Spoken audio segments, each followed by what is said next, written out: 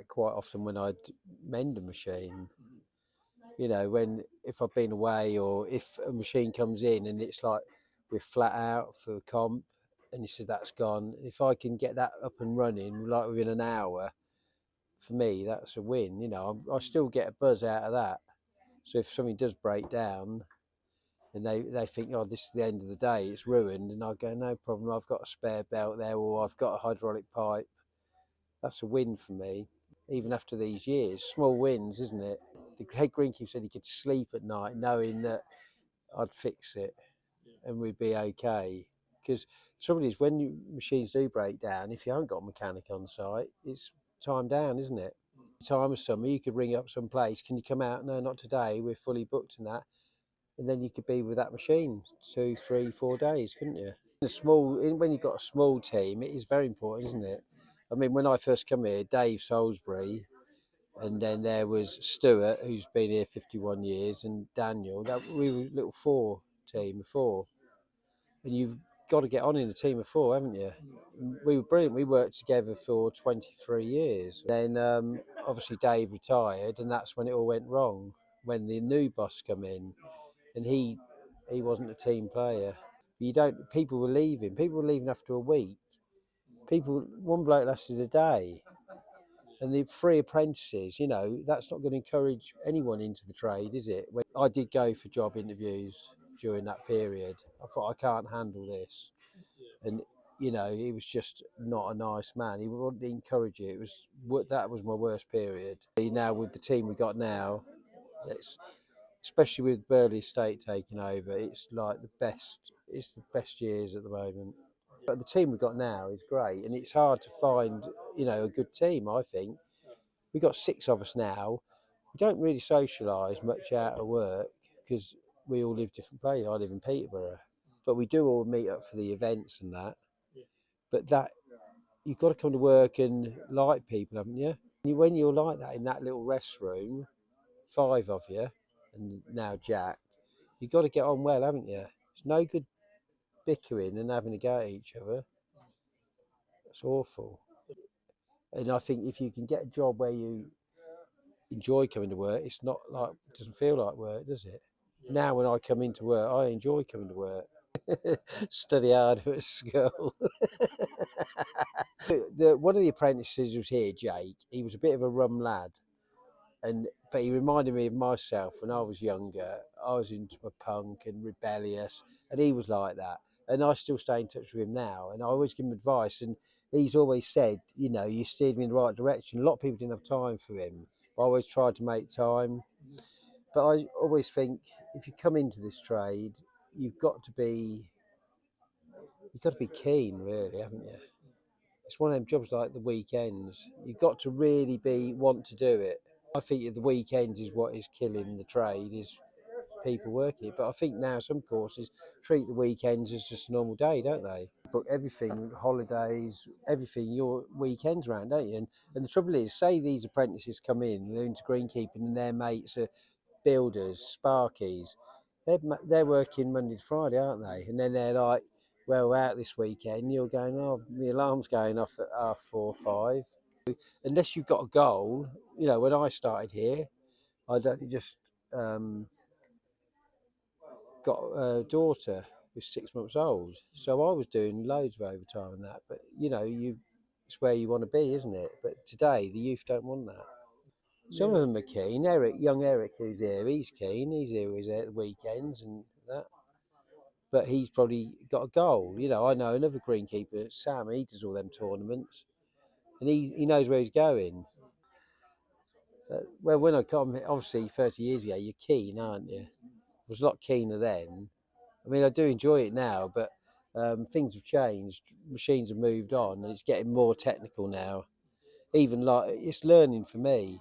Machines, nowadays with all the electrics and that, and then obviously with a young family, and you want to get your house, you want to pay your mortgage and that. And as you get older, and like now, money's not so important, is it? Technology, the workshops are better now, the tools and that. I've got a better working environment than then, because you have to with health and safety and everything that goes with it. But yeah, the estate, they look after you. when it was run by committees and that, the budgets were so small. You know, they couldn't. Sometimes they wouldn't allow you to have the machine sharpened once a year. You know, don't change the oils and that. Just didn't have the money. Now we've got the money. That's why we've got our own grinders and that. I do. I think they need to get someone in here who wants to do mechanics. Because what they're going to do in 5 years' time when I retire.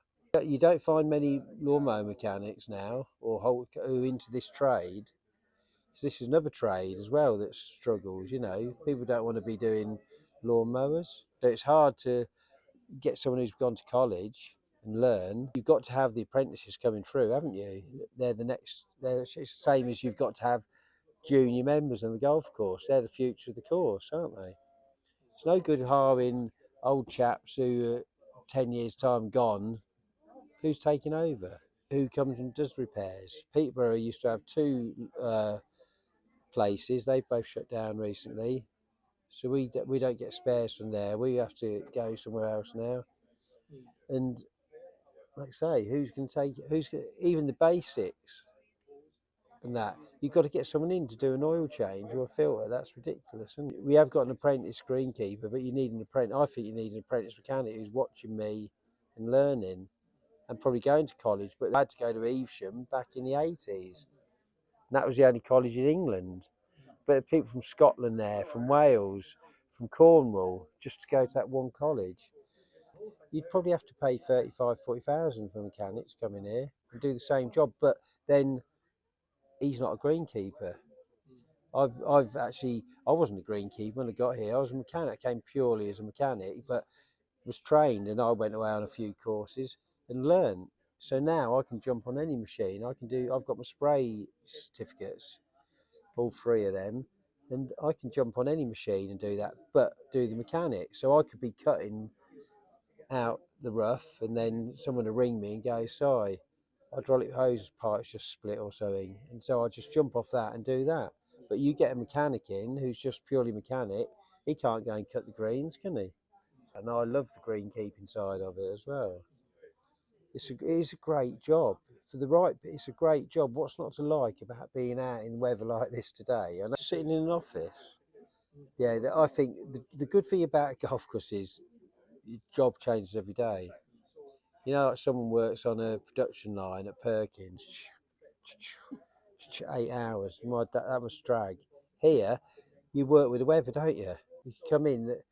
Right, it looks good today. We'll do some top dressing, and that you have to go with the weather and just it's. I love coming to work and you're not sure what you're doing. There's nothing worse, I think, than going. Oh, you're in your office Monday. You got to type that thing up, and then oh, I'm in Tuesday. I'm doing that, and you know what you're doing. Here, changes. Yes, you've got a rough idea. You're going to be cutting greens, tees, and that, but that is one of the good things of the job.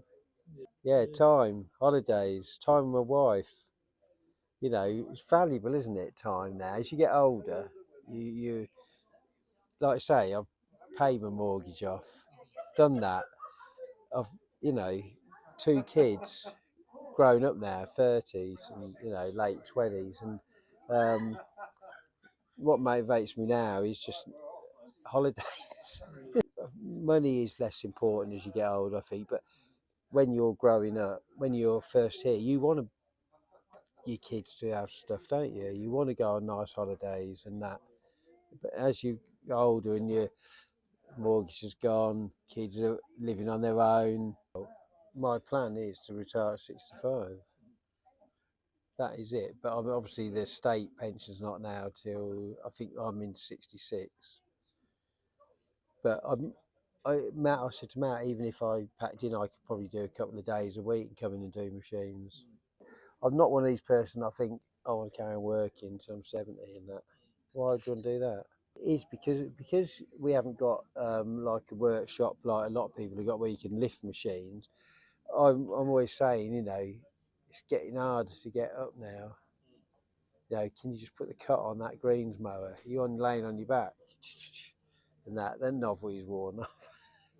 But yeah, I think yeah, I mean obviously with health and safety now we have lifts for like the grinding machines. Now you're not lifting stuff on, but units are still heavy and that, and it's quite physical. Well, greenkeeping's physical in itself, actually. I mean, these lads who've gone round this morning and hand raked all the bunkers and that. That's no. It's a good old burn. That is.